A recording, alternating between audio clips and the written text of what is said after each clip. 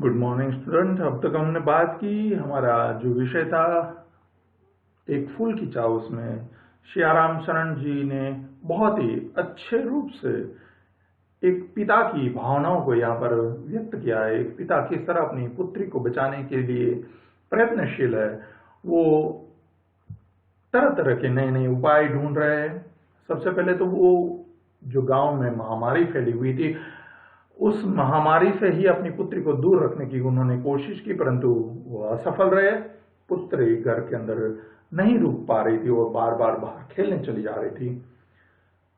परंतु जब जब कभी भी पिता की नजर पड़ती अपनी पुत्री पर, और तुरंत उसको वहां से वापस अंदर घर में ले आते और अपने आप को समझाते कि इस बार उसको बचा लेते, अब दोबारा उसको बाहर नहीं जाने देंगे ताकि उसको महामारी न लागू हो। परंतु अचानक एक दिन वही हो गया जो उसके मन के अंदर जो डर बैठा हुआ था, वो डर आज सामने आ गया। सुखिया का जो शरीर है वो गर्म उन्होंने महसूस किया, ताप तप्त वाला, और उसको बुखार था। उस बुखार में परेशान होकर सुखिया ने अपने पिता से देवी माँ के प्रसाद का एक फूल मांगा है। यहाँ पर सुखिया नादान बच्ची है, उसे ये नहीं पता कि वो अछूत जाति के लोग हैं, वो देवी के प्रसाद, देवी के मंदिर तक भी नहीं जा सकते, उनकी परछाई भी अपवित्र समझी जाती है। परंतु उसने ये जो इच्छा है वो अपने पिता के सामने व्यक्त कर दी। पिता जो है सुखिया को तरह तरह के नए नए उपाय सोचने में लगा हुआ है कि कैसे उसको ठीक करे, और उसी बीच में समय जो है बड़ी तीव्र गति से पसार होता जा रहा है। पिता नए नए उपाय की सोच में बैठा है, और उसी में कब सुबह से दोपहर और दोपहर से शाम संध्या हो जाती है और कब रात्रि आ जाती है पता ही नहीं चलता है। परंतु पिता को कोई रास्ता सूझता नहीं है, उनके पास कोई तरीका नहीं है जिससे वो अपनी पुत्री को बचा सके। और उसी बीच पिता को ऐसा लग रहा है कि मानो आज की ये जो काली रात है वो अपनी छोटी सी बच्ची को खाने के लिए आई हुई है। यही हमने हमारा पिछली क्लास में हमने यहाँ तक बात की थी। आज हम वहीं से आगे बढ़ रहे हैं। सभी और दिखलाई दी बस अंधकार की ही छाया, छोटी सी बच्ची को ग्रसने कितना बड़ा तिमिर आया। सभी और दिखलाई दी बस अंधकार की ही छाया। जिन जिन तरफ हमने सोचा, या हमने जो जो नए नए उपायों के बारे में सोचा, परंतु वो सारे उपाय हमारे असफल, हम उसमें सफल नहीं हो पाए। हमें उसमें अंधकार ही नजर आया, विफलता, निराशा ही नजर आई। सभी और दिखलाई दी बस अंधकार की ही छाया, छोटी सी बच्ची को ग्रसने, छोटी सी बच्ची को खाने के लिए कितना बड़ा तिमिर आया। तिमिर यानी अंधेरा। ऊपर विस्तृत महाकाश में जलते से अंगारों से, ऊपर विस्तृत महाकाश में जलते से अंगारों से झुलसी सी जाती थी आंखें जगमग जगते तारों से। आज की ये जो काली रात है, उस काली रात में आकाश में, महाकाश, इस बड़े विशाल आकाश के अंदर जो सितारे हैं जो जगमगा रहे हैं, परंतु आज उन सितारों को जब हम देखते हैं तो ऐसा लगता है कि वो अंगारे की तरह प्रतीत हो रहे हैं। अंगारा, जो अंगीठी के अंदर जो कोयला बहुत अच्छे से जला हुआ होता है और एकदम लाल लाल दिखता है, जिसके अंदर आग भरी हुई थी, वो अंगारा। आज ये शीतलता देने वाले सितारे पिता की आंखों को अंगारों की तरह गर्माहट दे रहे। इसका तात्पर्य यह है, आज पिता दुखी है, इसलिए उसको अपने आसपास की प्रकृति सता रही है, उसे वो प्रसन्नता नहीं मिल रही। आज इन आसमान के अंदर जो हजारों सितारे दिख रहे हैं, वो उसकी आंखों को शीतलता, ठंडक देने के बदले उसको झुलसा रहे हैं। और इसीलिए उन्होंने कहा, ऊपर विस्तृत महाकाश में, विस्तृत विशाल, ऊपर हमारे ऊपर जो बहुत बड़ा फैला हुआ आसमान है, उसके अंदर जलते से अंगारों की तरह जल रहे हैं। झुलसी सी जाती थी आंखें जगमग जगते तारों से। जो तारे हैं, सितारे हैं, वो आज अंगारों की तरह प्रतीत हो रहे, जिनकी रोशनी हमेशा हमको शीतलता देती थी। परंतु आज पिता दुखी है, उसे कोई उपाय नहीं मिल रहा है, और इसीलिए उसको आज उसकी शीतलता नहीं बल्कि उसकी तपन लग रही है, झुलसा रही है उनकी आंखों को, ऐसा महसूस हो रहा है। यहाँ पर जब व्यक्ति परेशान हो तब प्रकृति उसको हमेशा बुरी लगती है। बच्चों, वैसे भी हम कई बार बातें करते हैं कि आज का दिन बहुत बोरियत वाला है आज, या फिर आज मजा नहीं आ रहा है। कई बार ऐसा हमारे साथ होता है, और या तो कई बार ऐसा भी होता है कि हमको उस दिन बहुत आनंद आता है, वो चाहे क्लास के अंदर पढ़ने की बात हो, खेलने की बात हो, या दूसरी कोई भी घटना की बात हो।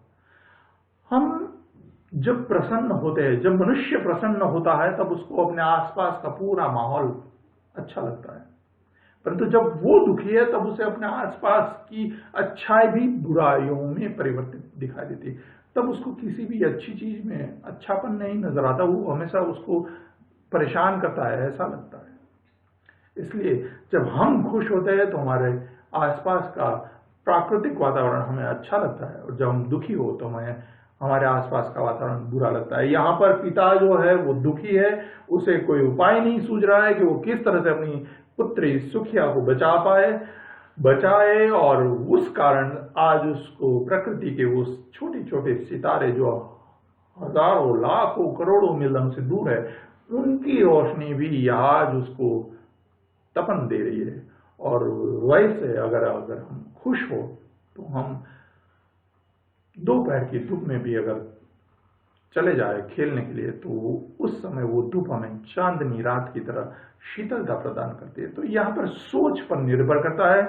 तो यहाँ गुप्त जी ने बहुत अच्छी तरीके से ये बात व्यक्त की कि पिता कितने परेशान है, उस परेशानी को यहाँ प्रकृति के सहारे उसने उसको व्यक्त किया। आगे बढ़ते हैं। देख रहा था जो सुस्थिर हो, देख रहा था जो सुस्थिर हो, नहीं बैठती थी क्षण भर। मैं आज देख रहा हूं कि जो मेरी पुत्री कभी भी शांति से बैठ नहीं सकती, वो आज कितनी स्थिरता को धारण करके बैठी है।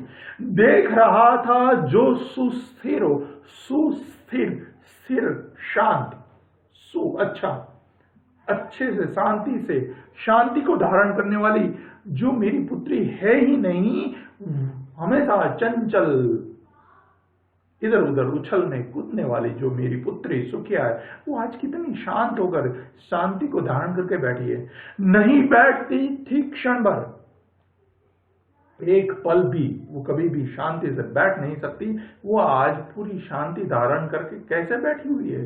देख रहा था जो सुस्थिर हो, नहीं बैठती थी क्षण भर, हाय वही चुपचाप पड़ी थी, हाय वही चुपचाप पड़ी थी, अटल शांति सी धारण कर, जो कभी भी एक पल भी शांति से बैठ नहीं सकती, आज वही सुखिया मेरी पुत्री अटल शांति, अटल, जिसको कोई हिला डुला ना सके, ऐसी शांति को धारण करके बैठी हुई है, ऋषि मुनियों की तरह जो सुस्थिर होकर पड़ी हुई है, उसे कोई हिला डुला नहीं सकता। हाय वही चुपचाप पड़ी थी, अटल शांति सी धारण कर, सुनना वही चाहता था मैं, सुनना वही चाहता था मैं, उसे स्वयं ही उकसा कर, मैं उसके मुंह से वही सुनना चाहता हूं, मैं उसको उकसा रहा हूं। उकसाना यानी उत्तेजित करना, मैं उसको कोशिश कर रहा हूं कि वो मेरी बातों को सुनकर वो वैसा कार्य करने के लिए तैयार हो जाए। मैं वो सुनना चाहता हूं जो वो हर बार मुझसे कहती थी, पिताजी मैं जरा बाहर खेलने जा रही हूं, या वहां बाहर खेल रही हूं। आज मैं उन वाक्यों को सुनना चाहता हूं, मैं उसे उकसा रहा हूं कि बेटी खेलने नहीं जाना है। परंतु जब जब मैं वो प्रयत्न करता हूं, तब वो कुछ और कहती है। सुनना वही चाहता था मैं, उसे स्वयं ही उकसा कर, परंतु वो हर बार मुझे क्या कहती है, मुझको देवी के प्रसाद का एक फूल ही दो लाकर। परंतु वो हर बार, मैं उसे खेलने के लिए प्रेरित करना चाहता हूं, परंतु वो हर बार मुझसे बस एक ही बात कह रही है, मुझको देवी के प्रसाद का एक फूल ही दो लाकर। जो मेरी बेटी कभी भी सुस्थिर होकर बैठती नहीं थी, हमेशा उछलती कूदती रहती थी, आज वो अटल शांति धारण कर कर पड़ी हुई है। मैं उसको पहले की तरह खेलते कूदते देखना चाहता हूं। मैं उसके मुंह से वही सुनना चाहता हूं कि पिताजी मैं बाहर खेलने जाऊं, परंतु मैं उसे कोशिश करता हूं, मैं उसे उकसा रहा हूं, उसको प्रोत्साहित कर रहा हूं कि बेटी तुझे कुछ नहीं हुआ है, तुम खेलने जा सकती हो, परंतु हर बार वो मुझे जवाब में एक ही बात कह रही है, मुझको देवी के प्रसाद का एक फूल लाकर दे दीजिए। पिता अपनी पुत्री को ठीक ठाक देखने की कोशिश में है, परंतु बच्ची की स्थिति बहुत गंभीर होती जा रही है और अब पिता के पास कोई उपचार नहीं है, कोई चारा नहीं है। अब उसे अपनी पुत्री की इच्छा को पूरी करने के लिए आगे बढ़ना ही पड़ेगा। ऊंचे शैल शिखर के ऊपर मंदिर था विस्तीर्ण विशाल। पिता पुत्र की इच्छाओं से मजबूर होकर, उसे पता है कि वो अछूत है, वो नहीं जा सकता, परंतु यहां पर एक बेटी की इच्छा पूरी करने के लिए बाप किस हद तक पहुंच सकता है, क्या कर सकता है, वो यहां पर दिखाया जा रहा है। ऊंचे शैल शिखर के ऊपर मंदिर था विस्तीर्ण विशाल, स्वर्ण कलश सरसिज विहसित थे, पाकर समुदित रवि करजाल। पिता जो है अपनी पुत्र की इच्छा पूरी करने के लिए अब निर्णय ले लेता है, क्योंकि उसने हर बार एक ही चीज मांगी, मुझे देवी के प्रसाद का एक फूल लाकर दे दीजिए। पिता जो है अब वो पूरा करने के लिए चलते हैं, वो मंदिर की तरफ आगे बढ़ते हैं। आज पहली बार उसने उस मंदिर को देखा है, क्योंकि वो अछूत है, वो वहां पास भी नहीं फटक सकते।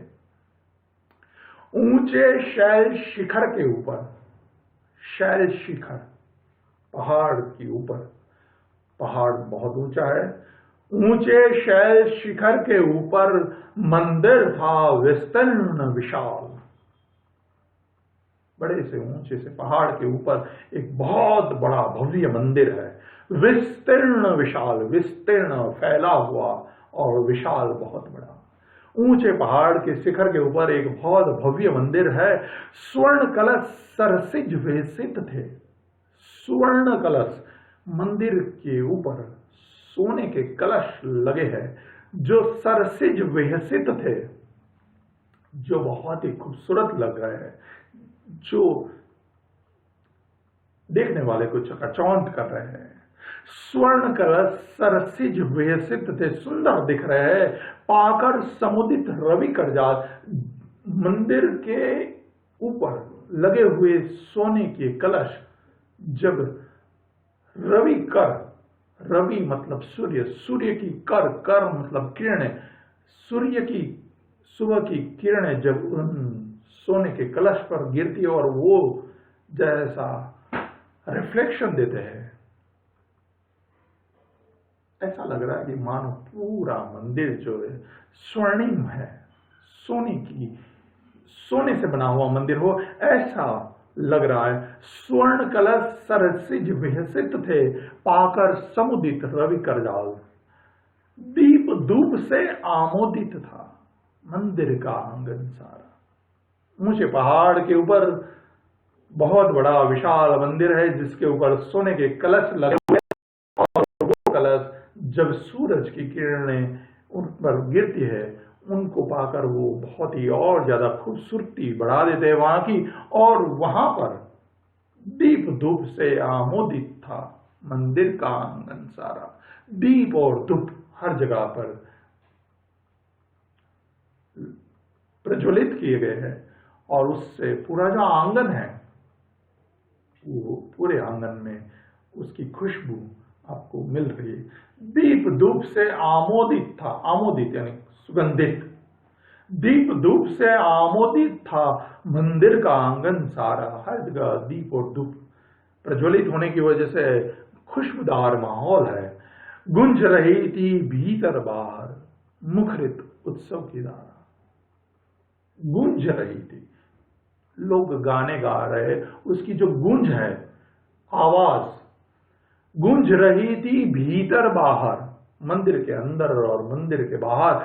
वो जो गाने की आवाज है, भगवान की जो प्रार्थना यहाँ पर हो रही है, उन गानों की आवाज जो सुनाई दे रही है, ऐसा लग रहा है कि मानो कोई उत्सव मनाया जा रहा हो, मुखरित उत्सव की धारा, कोई बहुत बड़ा त्योहार मनाया जा रहा हो, ऐसा वातावरण है। प्रफुल्लित है, मन को प्रफुल्लित कर दे इस तरह का वातावरण। बड़े से पहाड़ के ऊपर फैला हुआ बड़ा सा मंदिर, सोने के कलश सूर्य की किरणों को पाकर और ज्यादा स्वर्णिम कर रहे पूरे वातावरण को, जहां पर दीप और धूप प्रज्वलित है और उनकी खुशबू पूरे वातावरण में छाई हुई है। लोग भावनाओं में बहकर भगवान के गाने गा रहे, देवी का गाना गाया जा रहा है और ऐसा लग रहा है कोई उत्सव मनाया जा रहा है। पिता जो है अपनी पुत्री की इच्छा को पूरी करने के लिए आज पहली बार मंदिर पहुंचे हुए हैं। उसे भी कैसे भी करके अपनी पुत्री की इच्छा को पूरी करना है और इसलिए पिता यहाँ पर आए हुए हैं और अब वो माता के प्रसाद का फूल पाने की कोशिश कर रहे हैं। भक्त वृंद मृदु मधुर कंठ से गाते थे सब भक्ति मृदुमय। भक्त वृंद, भक्तों का समूह, मृदु मधुर कंठ से, मृदु यानी कोमल या भावपूर्ण तरीके से, मधुर कंठ से मीठी आवाज में भक्तों का जो झुंड है, भक्तों का जो समूह है, वो भगवान के गाने मधुर भावों से गाए जा रहे। गाते थे सब भक्ति मृदुमय, सब भक्ति, भक्ति में तराबोर होकर, भक्तिमय होकर भक्त लोग जो है भगवान के गाने गा रहे हैं। मृदुमय पतित तारिणी पाप हारिणी माता तेरी जय जय जय। पतित तारिणी पाप हारिणी, हे दुखियों के दुखों को दुख करने वाली माता, तुम्हारी जय जय जय। इस तरह का गाना सारे भक्त लोग गाए जा रहे हैं। यहाँ पर दुखियों के दुख करने वाली माता के गाने गाए जा रहे। उन भक्त लोग बड़े ही भक्तिमय होकर गाना गा रहे हैं। पतित तारिणी तेरी जय जय मेरे मुख से भी निकला। पतित तारिणी, हे दिन दुखियों को तारने वाली, तेरी जय जय मेरे मुख से भी निकला। पिता वहां पर जाते हैं और वो सुनते हैं कि किस तरह मंदिर के अंदर भक्त माता की भक्ति कर रहे हैं। वो भक्तिपूर्ण माहौल में पिता भी वैसा ही महसूस कर रहे हैं। वो भी दुखी है, वो भी चाहते हैं कि आज उनकी देवी माँ उनके दुखों को दूर कर दे। जिस तरह वहां पर स्थित भक्त वृंद माँ की भक्ति कर रहे हैं, अपनी आराध्या को कह रहे हैं कि हे पतित तारिणी पाप हारिणी माता तेरी जय जय। यहाँ पर पिता भी वही चाहते हैं, वो भी अपने दुखों को दूर करवाना चाहते हैं अपनी देवी माँ से, और इसीलिए उनके मुंह से भी वही भावपूर्ण कड़िया निकलती है, पतित तारिणी पाप हारिणी माता तेरी जय जय। पिता अपने दुखों को दुख करने की माता से प्रार्थना कर रहे हैं। यहाँ पर एक पिता किस तरह अपनी मां, अपनी पुत्री को, उनकी इच्छाओं को पूरी करने के लिए कितना प्रयत्नशील है, या वो किस तरह के प्रयत्न कर रहे हैं, उनको गुप्त जी ने बहुत अच्छे सटीक ढंग से यहाँ पर प्रस्तुत किया है। बच्चों, यहाँ तक का जो पद्य है यहाँ पर हम अपनी बात रोक रहे हैं। इसके बाद जो अगली क्लास होगी सब इसको हम आगे बढ़ाएंगे और पद्य के पूर्णतः की ओर हम आगे बढ़ेंगे। तब तक के लिए हम यहाँ अपनी क्लास स्थगित करते हैं। धन्यवाद।